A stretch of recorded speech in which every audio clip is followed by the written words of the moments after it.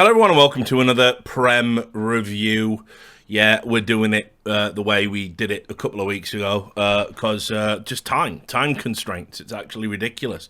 I feel like my schedule has been a lot like the Premier League itself, just games coming thick and fast, things to do. And I'll tell you, October's absolutely flown by. So a couple of things. First of all, just to say, sorry about sort of being a bit late with the first video. From essentially, this is like a double header week. So we had like midweek games, weekend games, into weekend games, Europe in the middle. So it took me a while to stream and get that one out. It should be out by the time I'm recording this, and this should be out pretty soon after. So you get double Prem review, and we're all up to date.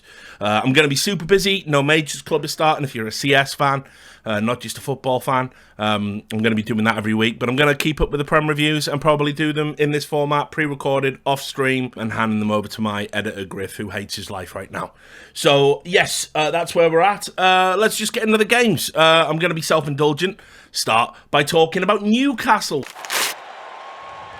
Why wouldn't I talk about my beloved Newcastle, now owned by the evil empire, and it's becoming harder and harder to accept with each passing day because we're actually in the top fucking four, and it's like Keegan, the sweet halcyon days of the 90s, oh God, it's all coming back to me, but no.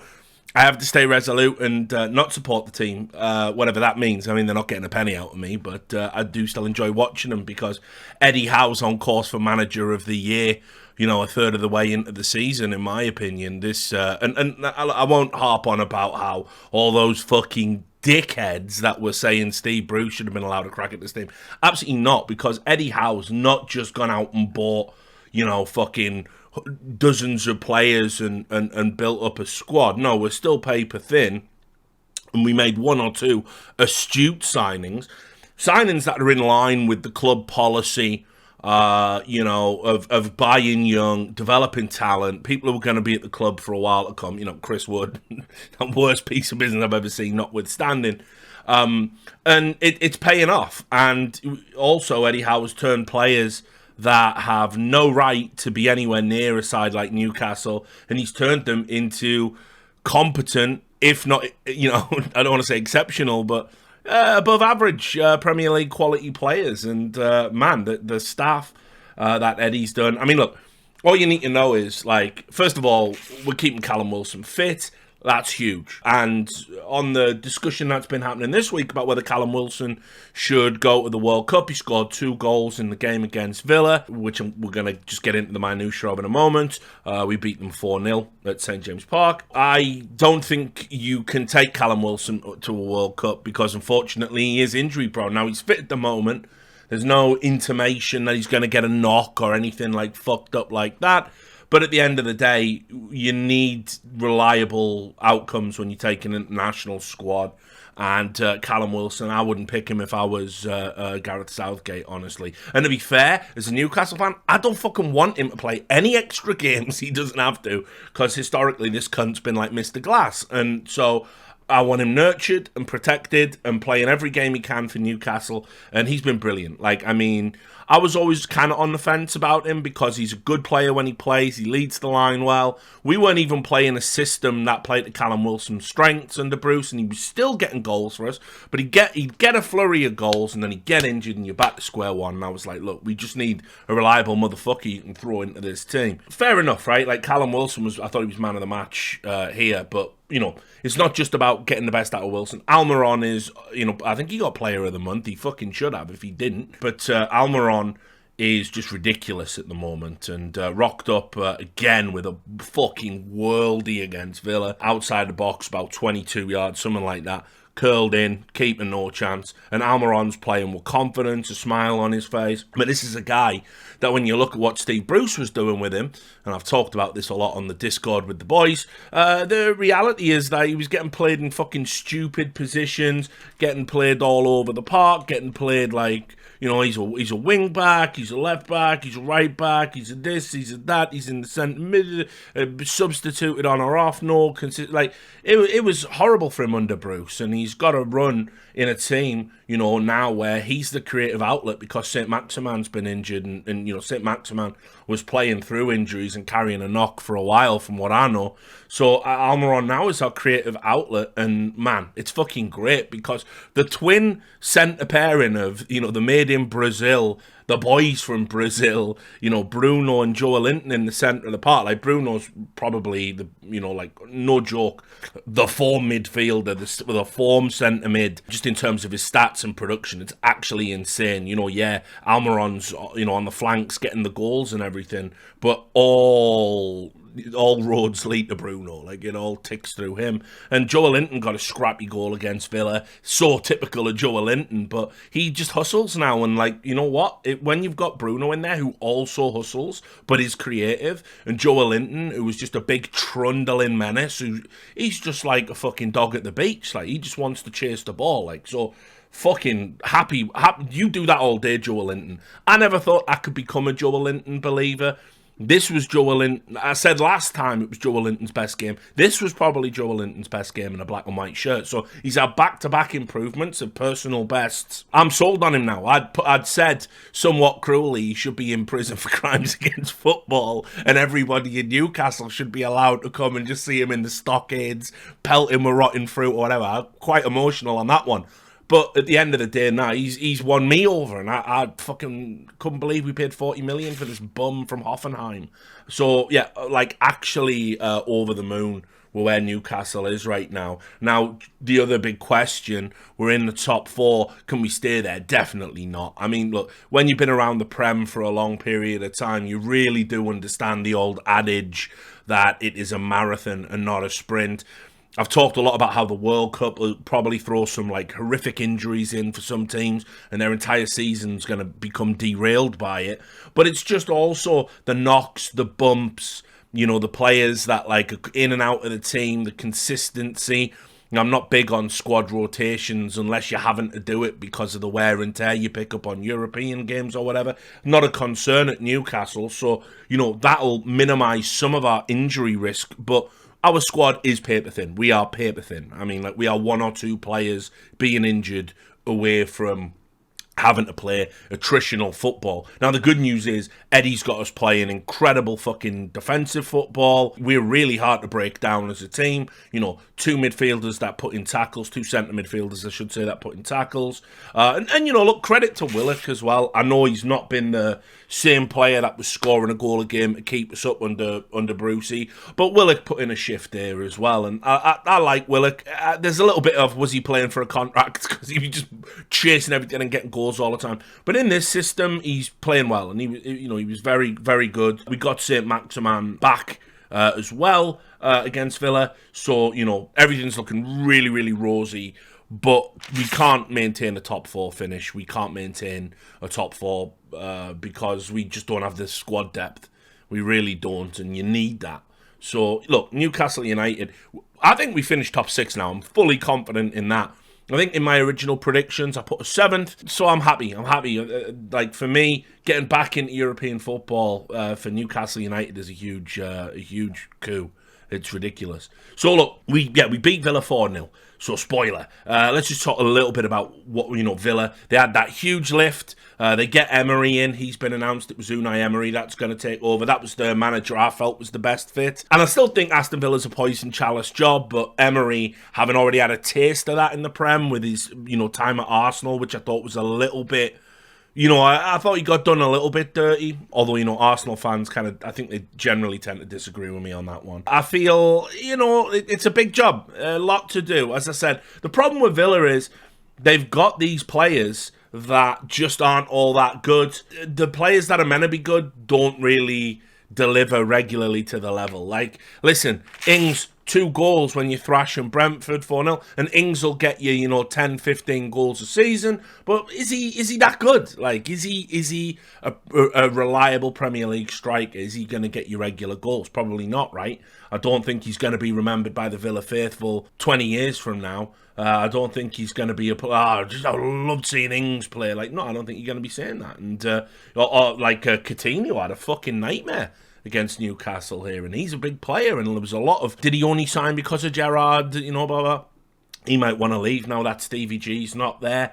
Obviously, Mings as well. There's been a weird thing with him where he had the mental health issues and he got stripped of the captaincy and he's come back. But, like, I feel that, like, all of those, you know, players that were in that England squad that did well and got to the final before they, you know, blew it against Italy, a lot of those players now have all just gone to pieces. Like, I mean, Mings is not looking like a solid, reliable... I mean, he's still better than Maguire, right? But, like, he's not... He's not having a great time of it. And I think, you know, probably right now, like, Villa's best player is, like, Buendia maybe, Bailey maybe. I don't know. Like, there's talk that I think, you know, they're going to lose Douglas Luiz, I think it is, in January. So I don't know, man. I think they've spent money on shit, and they've done it consistently for years and years and years. And eventually the chairman is going to say, no, like, we're one of the top spenders in Europe. Like, enough's enough. I wonder if they could be in an Everton-style position in a couple of years from now. They've got to back Emery with some money.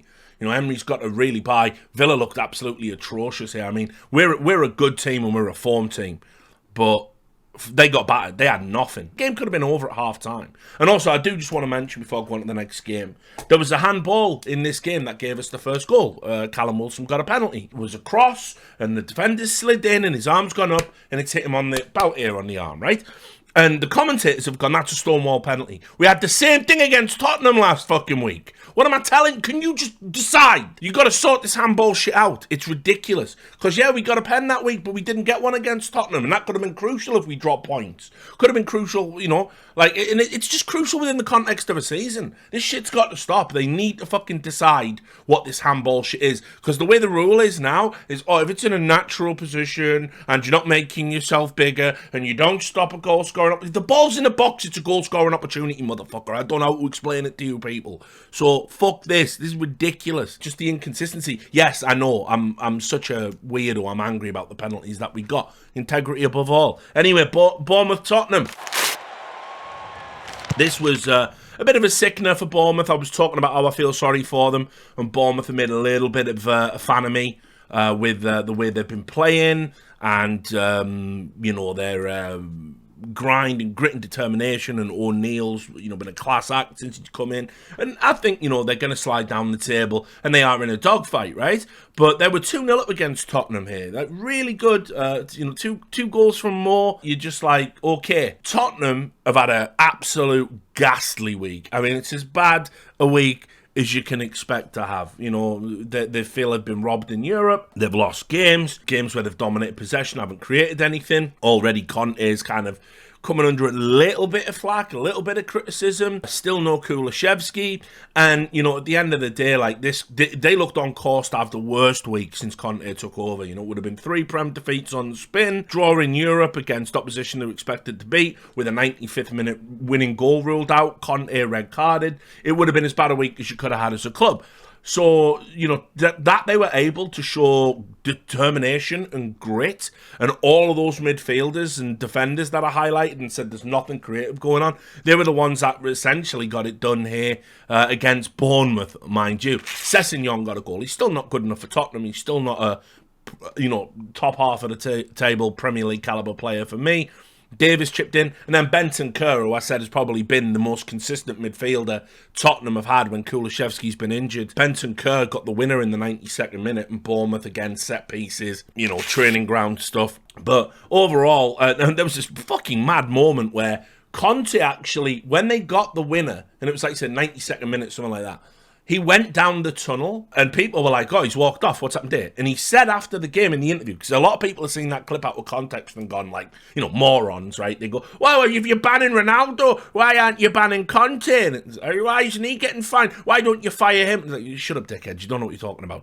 Right, what he did was, he walked down the tunnel, because he said in an interview afterwards, if the VAR disallowed that goal, he wouldn't have been able to control himself. He would have lost his mind. And you're not old enough, most of you, to remember Conte as a player. He's a fiery little fucker. Like, I loved watching him play. He was a great player. So, you know, he knows enough about himself and his temperament that he didn't put himself in that position for the club. And they did win, and obviously he's super happy they battled back. At the end of the day, I still think Tottenham are going to get a top 4. And I don't know why people are complaining about Tottenham. Like, I don't know why Tottenham fans. It's like, you don't want to become like Arsenal fans and become a bunch of entitled fucking crybabies. You don't want to become that Tottenham. Like, it's an anathema. You know, you wanna think about where you've been historically in the not too distant past. You know, obviously I'm old school. You know, but I remember Christian Gross being your fucking manager, you know what I mean? I remember Jerry Francis. I remember Newcastle in something like, well, it must have been 97.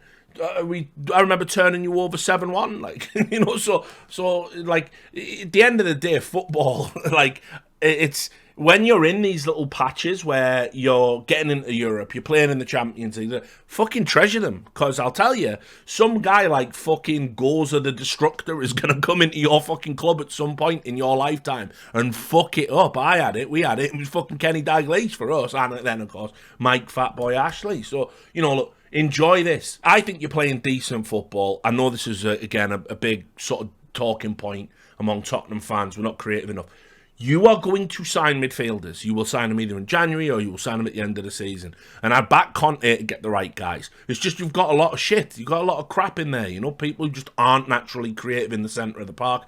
And you're too reliant on Son. You know, you are too reliant on Son to create things. Son takes your corners. Son works the channels. Son's got the most assists, at Tottenham this season, I believe. And on top, I think maybe Højbjerg, or no, I think it's Son, right? And then on top of that, you've got fucking, you know, the fact that last season when he got the golden boot, he had the most assists for you as well. Like, you're too reliant on him. You are too reliant on him. You need some help in the centre of the park, and that's what you got to identify. Because, you know, if you want to shut down Tottenham right now, you probably do just get stuck in on Son. I don't know, but Bentancur, great performance. Was the man of the match for me, and got you over the line with a win, and a much-needed win. Keeps you in the top four, keeps you chasing a Champions League spot.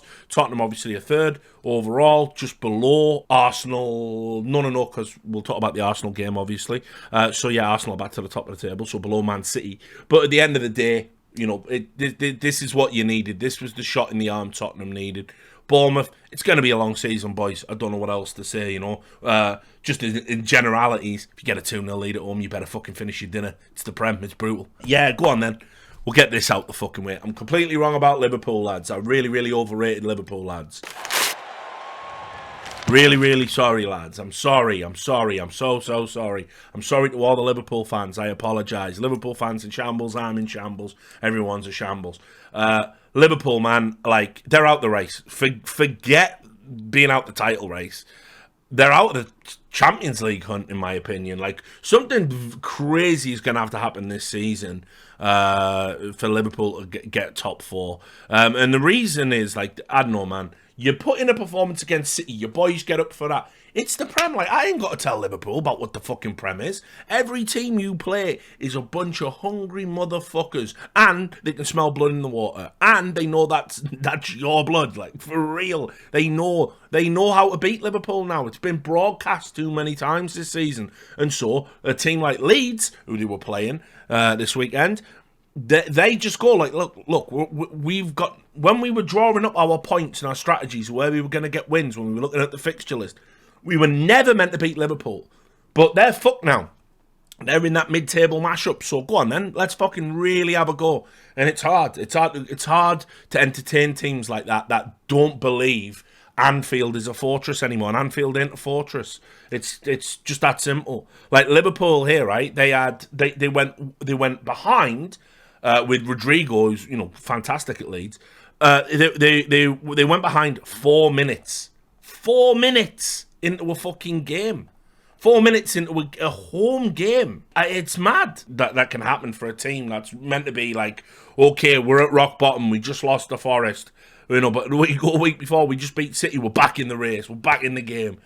Like, it's madness. It's not even just the defence. I can't keep harping on about that. I can't keep harping on about Alexander-Arnold. He's trash. He's just not a world-class defender. He even had the nerve to say this week, something's wrong at Anfield. Well, yeah, you're fucking Exhibit A, you prick. It's you, right? So, but it's not just that. It's like, I know Gomez was shaky as fuck this game. Henderson couldn't pass. You know, it's like, what is happening to Liverpool? And I don't know, they've lost confidence, they've lost composure, they've lost killer instinct. I mean, this was another game, by the way, And you talk about all the stats. It was another game. I was saying in the last episode, Liverpool had 75% possession and still lost. 70% possession in this game, and still lost. 22 shots, 10 of them on target, still lost. There's no clinical edge to Liverpool anymore. And I'll bring up a point I haven't really talked about here. Because I was a huge fan of Mane. You can even go look it up on my Twitter. I said when Liverpool signed him, I said it's one of the best bits of business in the Prem you are ever going to see. I think the tweet's still up. Absolutely they miss him. And there was a question mark about, can they give Mane and Salah the bag, especially at their stages in their career and where everyone's at? And they went with Salah. And they probably had to pony up and go with Mane as well. I don't care what salaries he wanted. You had to keep him. Because that pressing style that Klopp employs, Mane was instrumental to it. Mane used to put in so many tackles up the park. He was the first line of defence and also a lethal clinical striker. Just a nightmare for defenders. And they miss him this season. I have never seen a better advertisement for how much one player brings to a team than how much Liverpool are missing Mane, in my opinion. And he would have make a huge difference just in terms of the goals, production, but also, as I said, when you've got shaky defenders, midfielders that are struggling with form, and again, Henderson. This was a diabolical game by Henderson. This was a bad game, and we're talking about the England squad. Have you noticed ahead of this World Cup, every player I'm highlighting as being dog shit is an England international? What that Euro run? I think that's gonna age. I think they bomb out of the groups in Qatar. And and Southgate gets binned, and then we probably do something mental like hire Tuchel. I say whatever. You get the point. England, but every player I'm highlighting is an England international that's got huge reputation, that was playing well like a year or, like last season, 2 seasons ago, and that was absolutely a problem, a fucking liability. Maguire, fucking Trent, and now Hendo's getting in on the mix. And also Henderson had some weird fucked up drama that no one's been talking about, whether in the Arsenal game. So, yeah, just weird. It's so hard to put my finger on what's going wrong with Liverpool. Now, you can say, but what did Leeds do well? Well, real talk, they've just got, some okay players in there, some decent, Prem players. I know everyone, calls them, Major League Soccer because of the American connection. They don't strike me as doing anything particularly well, particularly amazing, but they have got some decent players. I think probably overall you're talking about, I think this game it was Meslier was the guy that was kind of in nets that everyone was talking about, the Aronson outfield. Gnonto as well, had some standout moments. It's one of those where it's they've got a good keeper, they've got some decent defenders, they've got some decent midfielders. They're not an amazing side. Liverpool should not be losing to Leeds at home. They just shouldn't be happening. Leeds can't believe their luck because things were looking bad. They were in the bottom 3, and you go to Anfield, and then it's you come away with 3 points to put yourself on 12 overall for the season. You jump above Villa and Southampton, all those other teams that are really going to struggle this season. This is just a gimme. So, but yeah, Meslier had some ridiculous saves. I mean, Nunes had a couple of one-on-ones he should have put away. So, I mean, yeah, there's only so much you can do if a keeper's going to have a world-class performance, but no excuses for Liverpool here.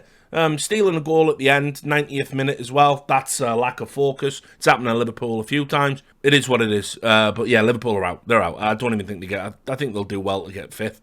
Honestly, where we're at now. What a shocking season they're having. Was going to talk about Brighton, Chelsea. I know Brighton beat them 4-1. It's a big shock. Potter's return and all that. But I will just say it was sad to see the fans booing Potter. Thought that was a bit much. What do you want him to do? He's done a fantastic job with you at Brighton. He's going to say no to the Chelsea job. Of course he's not. So that shouldn't have happened. But I've got to talk about the Arsenal game. I said the one thing I've definitely been right about, for fucking sure, is the idea that Arsenal are the title race. And basically they're this season's Liverpool. Attractive football, capable of beating City, aggressive, going to dominate play, dominate possession, got a great blend into all across the midfield. They've got, I'm going to talk about someone I haven't talked about yet on the podcast. And it's because I'm squeamish about talking about it with all the stuff that's going on in the background. But we'll get to it. So look, Martinelli set them off again. Martinelli, Saka, we don't need to talk about those boys. They're just doing it. There was two massive talking points for me in this 5-0 destruction of Forest. And the first one is Gabriel Jesus as a number 9. Now, I've already talked about it, so I don't need to pat myself on the back and say I was right. I don't know how many assists he got this game. It feels like he got 3, maybe. What he did was he held up the ball in the box, held it up, made runs, did this. So he didn't. It's an Arsenal 5-0 victory. Jesus doesn't score, but Jesus was instrumental. When you talk about like the linchpin, setting players up, holding up the ball. Like, Arsenal have just missed that for so long. They've just missed having a player like that. And Jesus is going to get you 20 goals. Like, don't you worry about that. But the fact that he's willing to lead the line and do this, like, donkey work and hold up the ball and feed his teammates, fantastic. Like, for me, there's I don't think he got man of the match, but I love to see that kind of centre-forward play, the Mark Hughes style play. That's what I always used to call it. Gabriel Jesus, for me, easily in with a shout. Maybe Odegaard for man of the match as well. Like, just fantastic. But the other talking point, Partey, listen, I keep putting off talking about him because there's that thing. And I don't know what's going on there. And I don't want to ever have a clip where I'm gushing over a player and then it's like, the next thing, it's they're in fucking jail and it turns out they're a monster. So I've been super nervous about talking about him because I don't know which way the fucking wind's blowing on that. There's not enough information out there. I don't know. Some people have said some very unsavoury things about him to me. Some people on the Discord say some very unsavoury things. I just want to talk about the football, and the football tells me Partey is fucking ridiculous. Distribution of passing, winning the ball, running. He's like a budget Paul Scholes. Like, I know that's going to sound like Richard, you're on the rock. Like, budget Paul Scholes. Like, Scholesy, ridiculous player. But Partey reliably can hit the target and score goals from outside the box. Like, an absolute blockbuster in this game. He will put in a foot. He can spray a pass across the park. And he's been doing it all season. It's not like I haven't noticed. It's just, how do you bring it to the table? So I'm bringing it to the table. I thought Partey was fantastic. Now, yeah, it's only Forest, but man alive. Him and Odegaard fit all season. Frightening. With Martinelli and Saka on the wings, terrifying. It's fucking terrifying. Is it as good as City's midfield? Nah, it ain't. Because, just any midfield with De Bruyne in is ridiculous. But it's almost I think it's almost as good. I really do. And you know what? Haaland was out this week. They got a 1-0 victory. City, yeah, I don't know, man. Like, Arsenal go the distance now for me. I know they have got that same problem Newcastle have got. They are paper thin, 1 or 2 injuries. And talking of injuries, Saka picked up a knock. Now, I'm going to give you here's a controversial little bomb for the Arsenal fans. I don't think Saka's knock was as bad as he made out. I think he could have played on. And I think you're going to see this ahead of the World Cup. You're going to see players that pick up knocks, pretend they're worse than they are, and ask to come off because they want to go to the World Cup and represent their country. And listen, that's fine, players' prerogative and all that, keep it safe. If you're a club and you're in like a game that's got a little bit of cut and thrust to it, you want your player on the park thinking about you, not thinking about England. So I'm not saying Saka was doing that. I don't know. I can't read his fucking mind, can I? But I think you're going to see that be a factor as we get closer and closer to the World Cup. Players are going to pick up little knocks and they're just not going to want to risk it because they don't want to miss it. Now, Arteta said after the game, hopefully he's not a doubt for the World Cup. Like, Arteta could give a fucking shit, by the way. But yeah, that was something. I mean, if it's a serious injury and he misses the World Cup and he's out for a while for Arsenal, it's a big blow, but it's actually a blessing to get injured ahead of a World Cup where it's not going to impact on how many games you play quite so much in the recovery time. So, and the other thing, Arsenal fans, you got to, I don't know, pity them in a way. Sometimes I go into the BBC, they have this little hashtag they use to talk about on Twitter, and there was a fan, Arsenal fan, Fareed, and he wrote, Gabriel is prone to fatal errors.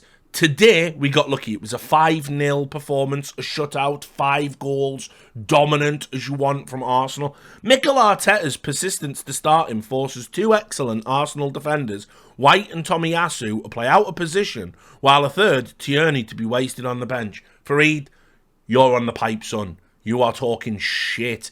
Gabriel, considering, by the way, he's adjusting to the pace of the Prem, and there is nothing like it on planet Earth when it comes to football, has had a fantastic season. Him and Saliba, one of the best centre-back pairings in the league, probably. Has Gabriel made a few mistakes? Yes. Has he largely atoned for them in the same games he's made those mistakes? Yes. Is that fine? I don't know. Probably is, though, right? And if you're talking about dropping him to fit in other players, and I don't even agree with your assessment, playing out of position, yeah, you're thinking too, narrow there. And I get it. Arsenal fans love Tierney. And right now he's not getting as many games as you would want out of him. Trust me, it's all going to change by the end of the season. It's a long road, this. So yeah, that was the biggest load of bollocks I heard this week. We can put to bed Dean Henderson being a great keeper, I think. Everyone's like, oh, no, but what can he do with that defence? Forest are terrible. No, good keepers get shut out even in games where they get fucking peppered. That's real talk. The Henderson talk's been absolute bollocks. Just to talk about Forest in general, Forest for me made too many signings. They don't even know who's the best lineup. Blah, blah, blah. They got too many squad options. None of them particularly high quality. There's no one who screams like, well, he's got to start or he's got to start. That money for Gibbs White, I said it was too much. People went bonkers about that. He was playing rugby today, this cunt. So, and he didn't impress me, and he hasn't impressed me. Listen, Forest are down. I think Forest are down. Out of all the teams I've seen, Forest are the one that feel like, even, you can get a sneak win over Liverpool or whatever. I think you're in for a long, brutal season. They've conceded, I think it's something like, apart from the Liverpool game, if you look at the other 4 or 5, they conceded 20 goals. They got problems. They got real problems. So there you go. That's the Prem Review. You're all up to date. Tune in for the No Majors Club. Make sure you stay subscribed to the channel. Keep getting all the news and everything. I'm going to be super busy. Prem Review will continue. Apologies for all the lateness. Hope you've been enjoying it, especially all the people in America that have been messaging me and saying thanks for giving us all the storylines from the leagues because we don't get to watch all the games. And I'll see you next time. Bye.